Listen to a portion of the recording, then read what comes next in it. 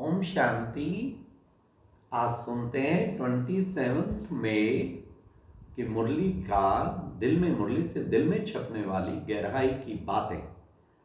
आज की मुरली में दिल में छपने वाली जो गहराई की बात थी, बाबा ने कहा मैं तुमको नैनों पर बिठा के बच्चे तुम्हें स्वर्ग की परिजादी बना देता हूं।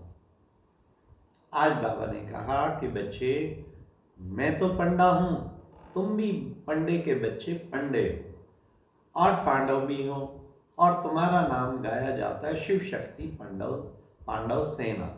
तुम हो सच्चे पंडे, सबको सच्ची राह दिखाते हो, बाप का परिचय देके बाप के पास ले आते हो। आज बाबा ने कहा देखो बच्चे, गीत बजा ओम नमो शिवाय, कितनी महिमा करते हैं। हाँ, एक तरफ तो कहते तुम मात पिता बालक तेरे, तुमरी कृपा ते सुख गनेरे। दूसरी ओर से उसका ये भी गायन गाते हैं त्वमें माताश्च पिता त्वमें बंधुश्च सखा। तो वो कौन है जो माता है, पिता है, बंधु है, सखा है? तो जरूर निराकार शिव बाबा की महिमा है।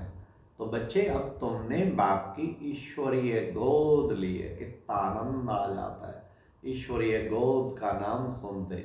हम बाबा की ईश्वरीय गोद में हैं। तो तुमने ईश्वरीय गोद ली है और तुम बाबा के ईश्वरीय गोद के मालिक बच्चे बनना है। तो कैसे करेंगे? तुम्हारी ईश्वरीय गोद से सृष्टि का विशेष बाबा का सारा वर्षा लेने के हकदार बनते हैं। बाप आके तुम्हें वर्षा देता है, क्योंकि बालक सो मालिक।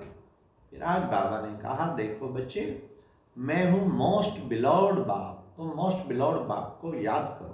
अपने को आत्मा समझ के बाप को याद करेंगे तो बच्चे तुम्हारे विक्रम विनाश होंगे और मैं तुम्हें श्राप से मुक्त कर दूंगा। आधा कल्प से माया रावण ने श्राप लगाया, मैं श्राप से मुक्त कर दूंगा। इसलिए बच्चे निरंतर मुझे याद करो। बाबा ने कहा कि देखो, अगर याद नहीं करेंगे तो माया तुम्हें कच्चा खा जाएगी। आज बाबा ने कहा माया तुम्हें कच्चा खा जाएगी। इसलिए मैं परम धाम से आया हूं तुम्हें राज्य देने। मुझे कहा भी जाता है पतित पावन। तो मैं सब आत्माओं को, पतितों को पावन बनाने के लिए आया हूं। वाह बाबा, कितना ऊंचा कार्य बाबा कर रहे हैं। सारे विश्व की आत्माओं को पतितों से पावन बनाने का कार्य, श्रेष्ठ श्रेष्ठ कार्य, और हम बच्चों को उस कार्य में मददगार बनना है।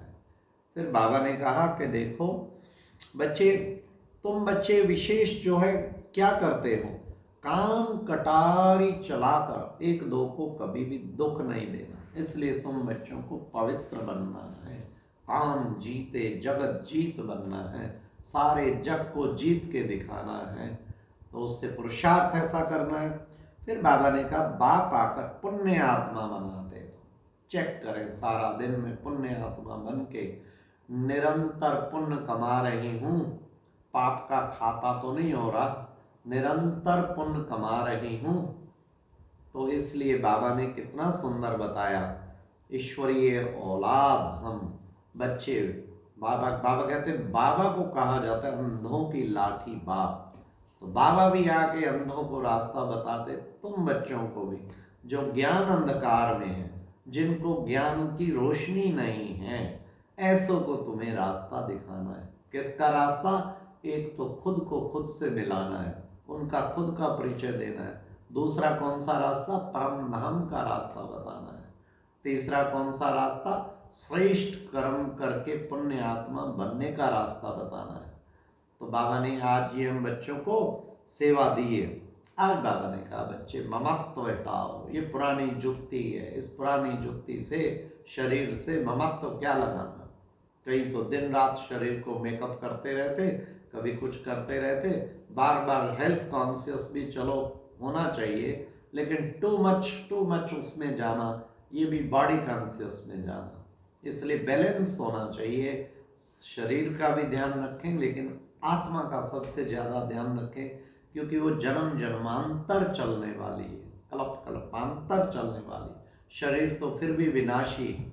इसलिए बाबा ने कहा कि बच्चे, तुम बच्चों को इस पुरानी जुक्ति से ममत्व हटाओ। आज बाबा ने फिर से कहा, 3-4 दिन से बाबा लगातार कह रहे, दिल दर्पण में देखो कि कोई अंदर में भूत तो नहीं है। मोटे भूत तो है काम क्रोध लोभ मोह का, सूक्ष्म सटल फॉर्म ऑफ माया, जिसे कहते हैं अटैचमेंट, जिसे कहते हैं समझो कि ईर्ष्या, जलसी, भय, ये सटल फॉर्म है, बहुत सूक्ष्म रूप, इन विकारों के भी सूक्ष्म रूप है। तो बाबा कहते चेक करो अंदर कोई भूत तो नहीं है। और जब तक भूत होगा तो भगवान से मिलन न खुद कर पाएंगे न औरों को करा पाएंगे। इसलिए बाबा कहते भूतों को भगाते रहो। और मैं कालों का काल हूँ, मैं आया हूँ तुम सबको वापस ले जाने के लिए। लेकिन बच्चे, तुम बच्चे उस स्वीट धाम में तुम तब चलेंगे जब जो है तुम बाबा को दिल से याद करेंगे, उसकी श्रीमत पे चलेंगे। बाबा ने कहा आधा कल्प जिस भगवान को तुम पुकारते थे, जिसकी महिमा गाते थे, वो अब सन्मुख आया बैठा है। आधा कल्प जिसको पुकारते थे वो सन्मुख आया हुआ है। इसलिए बाबा ने कहा उसको निरंतर याद करना चाहिए। बाप आकर आत्मा जो बनी है उसको बाबा ने कहा उसकी ज्योति जगाते हैं। बाप आकर आत्माएं जो छीछी बनी हैं उसकी ज्योति जगाते हैं। ये छीछी बन गई, अब आके ज्योति जगा रहे हैं। ज्योति बुझ गई थी तभी तो जगा रहे हैं। और उस कैसे जगेगी? जब ज्ञान घृत डलेगा। आज फिर बाबा ने कहा मैं माताओं को आके ज्ञान कलश देता हूँ। बाबा ने कल कहा था ना, माताओं के बिना बेड़ा पार हो नहीं सकता। मैं ज्ञान कलश देता हूँ। बाबा के श्रीमत पर चल बच्चे, तुम बच्चों को भी माताओं को रिगार्ड देना है। फिर बाबा ने आज कहा कि बच्चे तुम बच्चों को रूहानी नैनों पर बिठा कर बाबा स्वीट होम ले जाएंगे। कितना सुंदर वो दिन होगा जब हम दुनिया को बाय बाय करके अपने शिव साजन के साथ आत्मा उसके नैनों पर बैठ के स्वीट होम जा रहे होंगे। फिर बाबा ने कहा देखो बच्चे, तुम बच्चों को गाया भी जाता है कि तुम बाप को याद नहीं करेंगे तो माया, तो बच्चे माया का संग लग जाएगा। बाबा को तरस पड़ता है कि बच्चों को माया का संग ना लग जाए। तो माया का तो संग लगा तो कहते हैं संग तारे और कुसुम डुबोरे। फिर संग ही तो सारी बात है। संग श्रेष्ठ होगा तो बहुत मान बन जाए। तो इसलिए कहा जाता सत्य संग, हमेशा सत्यता के संग में रहे। और सत्य कौन है? सत्यम शिवम सुंदरम। शिव बाबा से सत्य कौन होगा? उससे सुंदर कौन होगा? इसलिए उसी का संग रखना चाहिए। जैसा संग वैसा रंग, फिर रंग ऑटोमेटिकली वैसा ही चढ़ता जाएगा जैसा अगर हमारा श्रेष्ठ संग होगा।